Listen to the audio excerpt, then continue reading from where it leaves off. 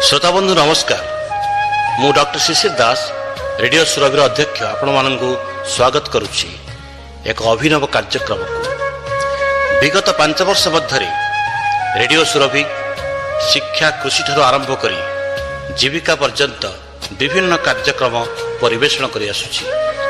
आदि ठारू सेही परी शिक्षा दीक्षा कार्यक्रम अंतर्गत एक नुआ शिक्षा दिगंत उन्मोचन हेउछि, जार ना चलतु जानिबा इतिहास बा लेट्स नो हिस्ट्री। यही कार्यक्रम द्वारा ओडिशार महाविद्यालय पढ़ुथिबा छात्र छात्री एवं विभिन्न प्रतियोगितामूलक परीक्षा देउथिबा प्रार्थी माने विशेष उपकृत हेबे। रेडियो सुरभिर यही अभिनव कार्यक्रम सारा भारतवर्ष रे प्रथम बोली अभिहित करा जाई पारे। यही ऐतिहासिक कार्यक्रम समस्त प्रश्नोत्तर प्रस्तुत करिसंती इतिहास विभाग प्रोफेसर कामाक्षी प्रसाद दास और सहयोग करिसंती श्रीमती नीलिमा दास। आसंतु सुनिबा इतिहास। नमस्कार। कोरापुट सरकारी महाविद्यालय अवसर प्राप्त इतिहास विभागीय मुख्य तथा जातीय दृष्टिबाधित संघ ओडिशा शाखार अवैतनिक इनक्लूसिव शिक्षा निर्देशक प्रोफेसर कामाक्षी प्रसाद दास महोदयंकर लेट्स नो हिस्ट्री बा चलतु जानिबा इतिहास माध्यमरे छात्र छात्री माननक पई झरी आसीथिबा सीबीसीएस पाठ्यखसड़ा संबलित संक्षिप्त प्रश्नोत्तर कार्यक्रम उपस्थापन मु नीलिमा दास आपण माननकु स्वागत करुछि। आज आमे सुनिबा लॉर्ड कॉर्नवालिसंकर भू बंदोबस्त संपर्क रे।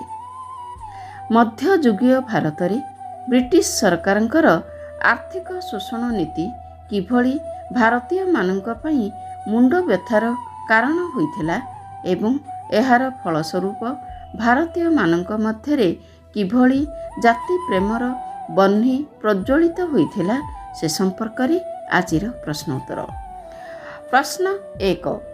ख्रीष्टीय अष्टादश शताब्दी रे भारत रे ब्रिटिश माननक समय रे निर्धारित होइथिबा भू बंदोबस्त व्यवस्था मुख्यतः केते भागरे विभक्त होइथिला? उत्तर 3 भागरे, यथा चिरस्थायी बंदोबस्त, रयतवारी व्यवस्था और महलवारी व्यवस्था। प्रश्न 2। केउं कारण जोगु लॉर्ड क्लाइव भू बंदोबस्त व्यवस्था रे असफल होइथिले? उत्तर भू राजस्व कृषक माननक पई अत्यंत करभारयुक्त होइथिबा कारणरू। प्रश्न 3। केउं कारण जोगु कृषक माने लॉर्ड क्लाइवଙ୍କ समय रे कर प्रदान करिबाकू असमर्थ होइथिले? उत्तर कर भारर अत्यधिक वृद्धि घटिथिबा कारणरू। प्रश्न 4। लॉर्ड क्लाइवଙ୍କର कृषि नीति सुधारिबा पई वारेन हेस्टिंग्स केउं पदक्षेप ग्रहण करिथिले? उत्तर एक राजस्व बोर्ड स्थापन करिथिले। प्रश्न 5। केउं ख्रीष्टाब्दरू केउं ख्रीष्टाब्द पर्यंत लॉर्ड क्लाइव भारत रे गवर्नर जनरल भावरे कार्य करिथिले? उत्तर 1757 रु 1772 ख्रीष्टाब्द पर्यंत। प्रश्न 6। केउं कारण जोगु वारेन हेस्टिंग्सଙ୍କର राजस्व नीति अफलप्रद होइथिला? उत्तर यूरोपीय माननकु जिला कलेक्टर भावरे नियुक्त करिथिबा कारणरू। प्रश्न 7। केउं कारण जोगु यूरोपीय जिला कलेक्टर माने भारत रे भू राजस्व नीति को कार्यकारी करि पारि नथिले? उत्तर यूरोपीय जिला कलेक्टर माने भारतीय जमी गुड़िकर प्रत्यक्ष तत्वावधान करिबाकू असमर्थ होइथिबा कारणरू। प्रश्न 8। वारेन हेस्टिंग्सଙ୍କର समय रे जमीरू राजस्व किभली निर्धारित हेउथिला? उत्तर जमीर प्रकृति और आकार अनुଯାୟୀ निर्धारित हेउथिला। प्रश्न 9। केउं कारण जोगु यूरोपीय जिला कलेक्टर माने भारतर जमीगुड़ी को प्रत्यक्ष रूपे देखाशुना करि पारि नथिले? उत्तर भारत एक विशाल राष्ट्र होइथिबा कारणरू। प्रश्न 10। ୟୁରୋପୀୟ ଜିଲ୍ଲା କଲେକ୍ଟରମାନଙ୍କର ଦକ୍ଷତାରେ ଅସନ୍ତୁଷ୍ଟ ହୋଇ ୱାରେନ୍ ହେଷ୍ଟିଙ୍ଗସ୍ ଭାରତୀୟ ଭୂ ରାଜସ୍ୱକୁ ସଜାଡ଼ିବା ପାଇଁ କେଉଁ ପଦକ୍ଷେପ ଗ୍ରହଣ କରିଥିଲେ? ଉତ୍ତର, ଭାରତରେ ଜମି ନିଲାମୀ ବ୍ୟବସ୍ଥା ଆରମ୍ଭ କରିଥିଲେ। ପ୍ରଶ୍ନ 11, କେଉଁ ଗଭର୍ଣ୍ଣର ଜେନେରାଲଙ୍କ ସମୟରେ ଭାରତରେ ଜମି ନିଲାମୀ ବ୍ୟବସ୍ଥା ଆରମ୍ଭ କରାଯାଇଥିଲା? ଉତ୍ତର, ୱାରେନ୍ ହେଷ୍ଟିଙ୍ଗସ୍ଙ୍କ ସମୟରେ। ପ୍ରଶ୍ନ 12, ୱାରେନ୍ ହେଷ୍ଟିଙ୍ଗସ୍ଙ୍କ ସମୟରେ ଜମି ନିଲାମୀ ବ୍ୟବସ୍ଥା କେତେ ବର୍ଷ ପାଇଁ କରାଯାଇଥିଲା? ଉତ୍ତର, 5 ବର୍ଷ ପାଇଁ। ପ୍ରଶ୍ନ 13, ଜମି ନିଲାମୀ ବ୍ୟବସ୍ଥା କହିଲେ କ'ଣ ବୁଝ? ଉତ୍ତର, ଯେଉଁ ବ୍ୟକ୍ତି ସରକାରଙ୍କୁ ସର୍ବୋଚ୍ଚ ରାଜସ୍ୱ ପ୍ରଦାନ ପାଇଁ ଚୁକ୍ତିବଦ୍ଧ ହୁଅନ୍ତି। ପ୍ରଶ୍ନ 14, କେଉଁ ଗଭର୍ଣ୍ଣର ବାର୍ଷିକ ରାଜସ୍ୱ ନୀତି ପ୍ରଚଳନ କରିଥିଲେ? ଉତ୍ତର, ୱାରେନ୍ ହେଷ୍ଟିଙ୍ଗସ୍। ପ୍ରଶ୍ନ 15, କର୍ଣ୍ଣୱାଲିସ୍ କେଉଁ କାରଣ ଯୋଗୁଁ କ୍ୱଚିତ ପରିମାଣରେ ଭୂ ରାଜସ୍ୱ ବନ୍ଦୋବସ୍ତକୁ ସଂସ୍କାର କରିପାରିଥିଲେ?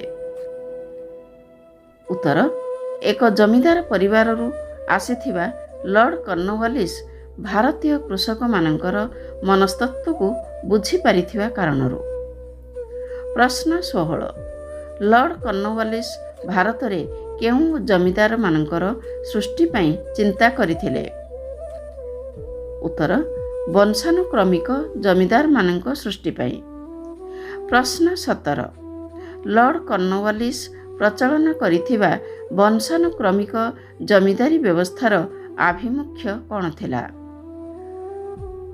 ଉତ୍ତର, ଏକ ସ୍ଥାୟୀ ଜମିଦାର ଶ୍ରେଣୀ ସୃଷ୍ଟି କରି ଲୋକଙ୍କଠାରୁ ରାଜସ୍ୱ ଆଦାୟ କରିବା। ପ୍ରଶ୍ନ 18, ଲର୍ଡ କର୍ଣ୍ଣୱାଲିସ୍ଙ୍କ ସମୟରେ ସରକାର ଭୂ ରାଜସ୍ୱର ସଂଗ୍ରହ କେଉଁମାନଙ୍କ ଦ୍ୱାରା କରାଯାଉଥିଲା? ଉତ୍ତର, ବଂଶାନୁକ୍ରମିକ ବା ସ୍ଥାୟୀ ଜମିଦାରମାନଙ୍କ ଦ୍ୱାରା। ପ୍ରଶ୍ନ 19, ଲର୍ଡ କର୍ଣ୍ଣୱାଲିସ୍ଙ୍କର ସମୟରେ କୃଷକମାନେ କାହିଁକି ରାଜସ୍ୱ ପ୍ରଦାନରେ ଆଶ୍ୱସ୍ତି ବୋଧ କରିଥିଲେ? ଉତ୍ତର, ଲର୍ଡ କର୍ଣ୍ଣୱାଲିସ୍ କୃଷକମାନଙ୍କର ସ୍ୱାର୍ଥ ପ୍ରତି ଦୃଷ୍ଟି ଦେଇ ଭୂ ରାଜସ୍ୱ ସଂଗ୍ରହ କରିଥିବା କାରଣରୁ। ପ୍ରଶ୍ନ 20, ଲର୍ଡ କର୍ଣ୍ଣୱାଲିସ୍ଙ୍କ କେଉଁ ଖ୍ରୀଷ୍ଟାବ୍ଦରୁ କେଉଁ ଖ୍ରୀଷ୍ଟାବ୍ଦ ପର୍ଯ୍ୟନ୍ତ ଭାରତରେ ଗଭର୍ଣ୍ଣର ଜେନେରାଲ ଭାବରେ କାର୍ଯ୍ୟ କରିଥିଲେ? ପ୍ରଶ୍ନ 20, ଲର୍ଡ କର୍ଣ୍ଣୱାଲିସ୍ କେଉଁ ଖ୍ରୀଷ୍ଟାବ୍ଦରୁ କେଉଁ ଖ୍ରୀଷ୍ଟାବ୍ଦ ପର୍ଯ୍ୟନ୍ତ ଭାରତରେ ଗଭର୍ଣ୍ଣର ଜେନେରାଲ ଭାବରେ କାର୍ଯ୍ୟ କରିଥିଲେ? ଉତ୍ତର, 1786 ଖ୍ରୀଷ୍ଟାବ୍ଦରୁ 1793 ଖ୍ରୀଷ୍ଟାବ୍ଦ ପର୍ଯ୍ୟନ୍ତ। ଆଜି ପାଇଁ ଏତିକି। ପୁଣି ଆସିବି ଆଗାମୀ ଅଧ୍ୟାୟରେ। ସେ ପର୍ଯ୍ୟନ୍ତ ବିଦାୟ ନେଉଛି। ନମସ୍କାର।